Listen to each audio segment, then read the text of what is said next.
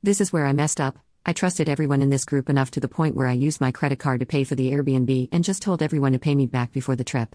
Fast forward a couple months. Hannah and Ashley have paid me. Hannah paid for her boyfriend as well, and I covered my fiancé since we lived together and he was helping to pay for gas and a pet sitter.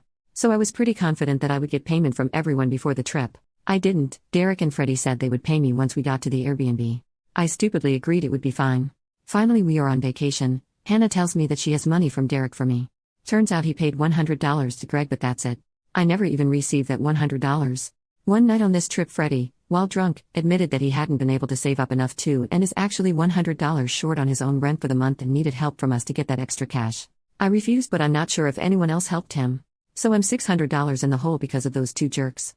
My fiancé helped pay for groceries because Freddie wanted to play personal chef, and so we had to get him ingredients to make all this food that he had planned.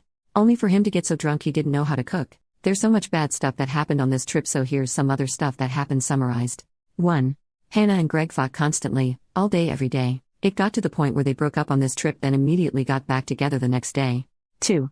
Greg specifically drank a lot every day. He's one of those people who gets extremely mean when drunk, so I was extremely uncomfortable basically every day because of him cussing and yelling at us.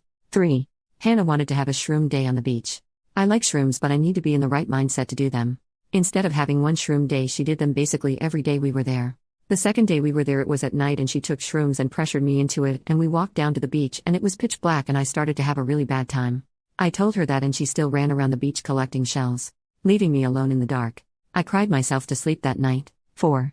On one of our last days we were going to get sunset photos on the beach.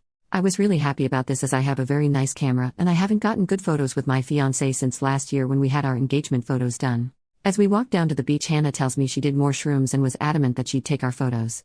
They look like crap compared to the photos I took of her and Greg. 5. My fiancé and I tried to plan a day where him and I would go out by ourselves and do something. We were going to go to the Kennedy Space Center and check it out, but everyone kept changing plans on us so we never got to go. There's so many other little things that happened on this trip that just made it bad. I'm not going to get into everything, but it just was not an enjoyable time at all. I'm so happy to be home now, but I'm also just extremely angry at how everything turned out. And now I hate basically every single person with the exception of my fiancé. I think it's just time to start distancing myself from this whole group and try to make new friends. Sorry if this is hard to follow.